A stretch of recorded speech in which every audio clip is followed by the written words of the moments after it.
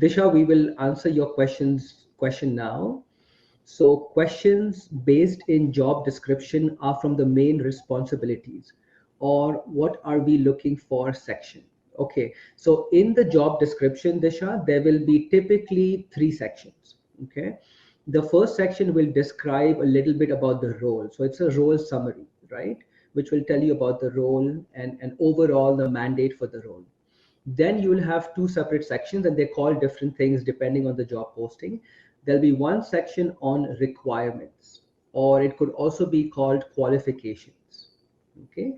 And this typically gets into your education requirements, any certification requirements, and typically soft skills. Okay. The requirement section. And then you have a section called responsibilities, and these are basically the job responsibilities. What are you going to be expected to do in the job? So I would pay close attention to the requirement section and the responsibility section. The requirements are skills you want to prepare some examples for, right? The soft skills.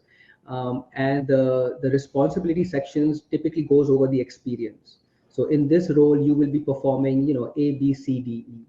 And you want to think about what have you done in your previous work that aligns with that. Anything you want to add, Sarah, to that No, question yeah, from that this? is like when we're writing interview guides for all levels, we are doing that from the job description, the job posting, and from like recruiters will do a initial meeting with the hiring manager to understand what they're looking for and why this role is needed and the challenges and the opportunities for this role. And from there, we create the interview guide.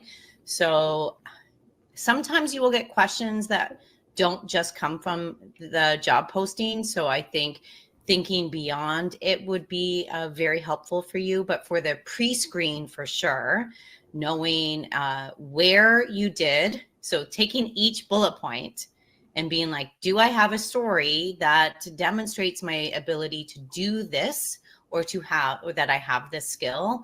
And then where did I do this? Because in a telephone pre-screen or that first initial meeting with a recruiter or relatively junior HR person, they really want to know, can you do the job? Like your resume says you can do the job. Now, can you say you can do the job? So they want to know where and the story about where you did each of those bullet points. Yeah, perfect. So we have a comment actually from Neha. So Neha says focusing on the question and not going off track is important. Yes. I've had Yeah. a few So candidates who were sometimes too excited or too nervous, yeah, and did not address the question. It's okay to ask the 100%. interviewer to repeat. Yeah. Yeah. Yeah. And so I'm a rambler. I interviewed lots of ramblers. I think the best thing to do if you start to ramble is to identify it, to just be like, okay, I rambled. I got off track. I got too excited. Or I think I am not answering your question. Let me just bring it back. Identify that you've kind of gone off track and then bring it back. Because what I would see too often is that the rambler would just stop the story. And then, like Neha said, they would not address the question that had been asked. So I really want you to, like, it's okay to be human. You do not have to, people don't hire robots. If they did, they would just be looking for pure AI solutions. They're hiring humans. So it's okay to be a human in the interview, but you want to answer that question and you want to finish your story. So definitely bring it back. Yeah, I love that point as well, Neha. So, interviewing is about listening and talking, Mhm. right? And the worst thing you can do is answer a question that has not been asked. So when somebody asks you a question, pay very close attention to what are they asking and what are they trying to get out of that. So Mhm. for example, if somebody asks you about your weakness, it's not that they care so much about your They weakness. don't care about it at all. They don't care about it at all. They care about your awareness and your honesty, right? Are you someone who has such a big fat ego that you have absolutely no weakness and you are a know-it-all? Or are you someone who recognizes having, a fault or two?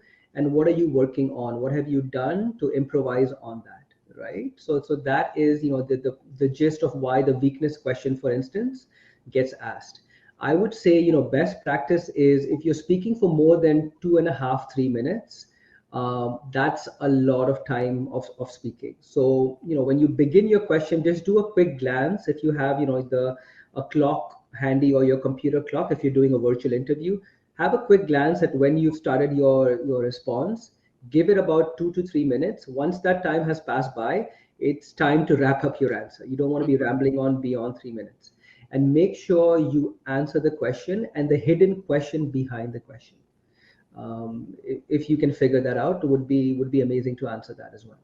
Yeah. And so Liliana, that's sort of kind of her question builds on this. How do you recommend answering a question you don't know the answer to? So first, there are a few things you can do. You can ask them to ask the question in a different way to Mhm. re-clarify it.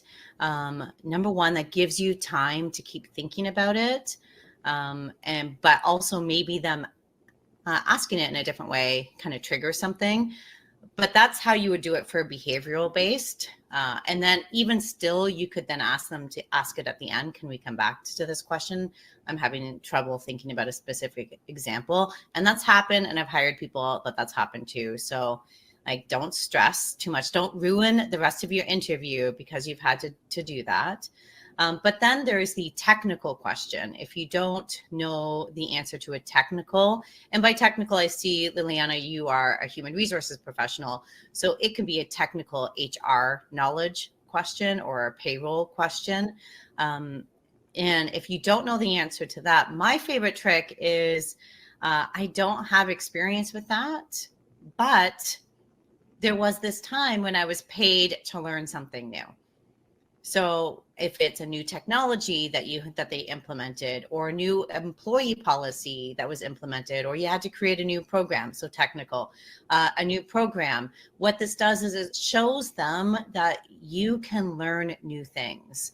So if that technical knowledge isn't a requirement, like it's like hard and fast, if it's hard and fast, then you might not get hired. But if it's not hard and fast, and a lot are not hard and fast, all they need to see is that you can learn something quickly. You can become an expert, and you're worth paying to do it because you've been paid to learn before. But Yauhan, what would you say? How would you address that? Yeah, and Liliana, I think, followed up by saying Mm-hmm. technical. Okay, so it's not so much about the soft skills you're asking about the hard skills. So here's my thing, and I echo what Sarah said. So, for example, you're an HR professional, right? And they ask you, Liliana, tell me about your experience using the Taleo ATS or the Taleo HRIS software. Let's say you have never used Taleo, but I'm sure you must have heard about Taleo. It's Mm-hmm. probably one of the bigger ones out there, right? Maybe you've used Bamboo HR, or maybe you've used Workday or Success Factors, right? So here's how I would address it. I would say, that I don't have direct experience working with Taleo, because in my previous organizations, they actually did not have Taleo as the HRIS system, but I am very familiar with Workday.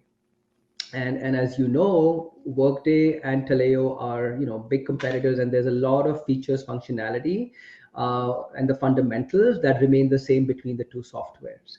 The other thing I would say is, in preparation for this interview, and in preparation to secure this position, I know that Taleo is a requirement. So I've actually started upgrading myself. I've actually started taking some LinkedIn learning, watching some YouTube video, doing some e-learning courses on Taleo. So that way, when I begin the job, the ramp up time isn't as much, right?